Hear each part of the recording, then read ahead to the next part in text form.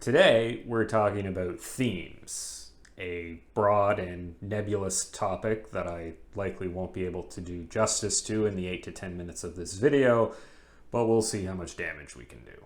Unlike the more concrete elements in a story like plot, setting, and characters, themes are communicated on a subconscious level. While more concrete details are explicitly shared with the reader, themes are not. They are communicated in a much more indirect way. In fact, it could be said that the concrete parts of a story are just a vehicle for delivering the theme that the author wants to explore. Now, I don't want to spend a lot of time going through examples of themes or anything like that. You can find plenty of examples online, and for any reasonably well-known novel, you can find lots of discussion out there about the themes that they explore. Instead, I want to talk about what a theme is, why they exist, and what purpose they serve, and how you can go about deciding what theme you want your book to be about. Let's start by diving into what exactly a theme is. And it has nothing to do with music or decor. Effectively, the theme is the answer to the question, what is this book about? Now, presented with this question, you may be tempted to reply with a brief description of the plot or the characters or the setting. And while this would adequately answer the question, the theme of the book comes from something much deeper. Can think of the theme as the underlying force that's driving the story and the plot. Often it is the thing that drives character motivations and their actions in the story. It's the motivation for the motivations. While the plot and character arcs are explicitly described in the story, the theme is generally not. The plot and characters express ideas that the reader picks up on, sometimes subconsciously, and these are what constitutes the theme. There are a lot of different themes out there. They can be as broad as one word or be a specific view that the author has about a certain facet of human nature. The theme of a story can also be interpreted differently by different people. There really isn't one right answer. Different authors can explore the same theme in different ways. Within one story, you can have different characters or plot points that provide contrasting views on a specific theme. My point here is that there are a lot of different themes, and even within one specific theme, there's a lot of different angles you can take on it. Fundamentally, though, the theme is a statement about human nature or existence in general that the author is exploring through the course of the story. The way that this statement is explored happens through the plot and the characters. So why then do we need themes? What purpose do they serve? As I see it, there are two main things that a theme accomplishes. First, it's what pulls the reader through a story, even if it does so subconsciously. The plot and characters of your story are going to be driven by the underlying theme.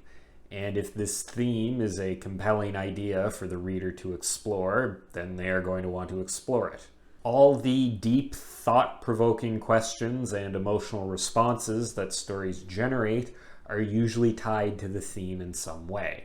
I read a while ago that the reason humans enjoy fiction so much is that it gives us insight into human nature and allows us to observe other people from a distance. Humans naturally have an instinct to perform well in social situations, and by observing other people in social situations, we can learn things that might benefit us, even if these people or social situations are made up. Social situation is very hard to say. A lot of the themes that are commonly explored in literature, like good versus evil, or the corruptive forces of power, or coming of age, are interesting to us because they explore different elements of human nature and human interaction. This partially explains why stories with unrealistic sounding dialogue or poorly developed characters aren't interesting to us. Our brain recognizes that these situations don't reflect actual human nature, and therefore it can't learn anything. We want to see how real people, or people who seem realistic to us, react to the conflict and questions that arise out of a given theme. The other thing that themes do is provide some narrative cohesion to a story. They give you a target to aim all your plot threads at. If all the plots and characters revolve around a central theme, then it will make the story feel less disjointed, while also giving you an opportunity to explore that theme from some different angles. The theme is something that you definitely do not want to ignore. While you can arguably write a story that explores no particular theme, it's going to seem shallow and not very compelling. In the absence of conscious thought by the author, a theme will naturally arise out of a story, provided the plot and characters are at least halfway believable. After all, people making decisions and reacting to events is going to result in some statement being made about human nature. And readers are likely going to interpret a message from your theme regardless of whether you've put thought into it or not. So you might as well give them a message that you want them to receive. So how then do you decide what theme you want your story to be about, or figure out what your theme is? There's basically two different ways to approach this. First, you can come up with a theme before you start writing and figure out a plot and characters that serve this theme. Or you can simply write the story you want to write and let the theme naturally develop. I personally am a fan of the latter approach. That's where you sit on top of a ladder and figure out your theme there. No, but really, I honestly think it's better to write the story that you want to write and then go back and try and figure out the theme, rather than writing a story around a theme you want to explore. The major theme of the project I'm working on right now is memories, and how memories drive a person's behavior, and how different people can have different reactions to the same memory. Now, that's a very broad theme, as themes tend to be, but all the subplots and characters revolve around it in some way. I've got a character who is obsessed with their legacy, which is basically making future memories. I have another character who is trying to come to terms with some difficult memories from their past, and there are some cultural and world-building elements centered around this idea. When I was doing the initial outlining and really the first draft of this project, I didn't pay any attention to the theme, and it was only after doing some work to try and make the story more cohesive that I saw some of the thematic links. I like coming up with themes this way because it means they arise organically out of the story and the characters. In my case, I saw some parallels between two of my characters, and some things that just happened to have been added to the setting that allowed me to land on this theme. From this, I added a couple of subplots that related to the theme and cut out a bunch of stuff that didn't. Ultimately, I ended up with what I hope is a more cohesive story.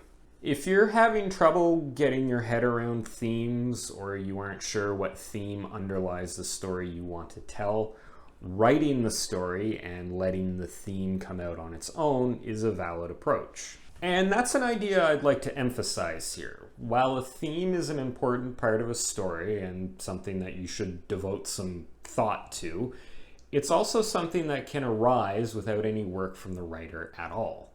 Because the kinds of questions that themes explore tend to naturally occur through the course of any sort of narrative, if you have a narrative, then you likely have a theme as well. When you can naturally pick out a theme from the story, it means that you've accurately captured some part of the human experience, and that your characters and plot are reflecting some element of human nature.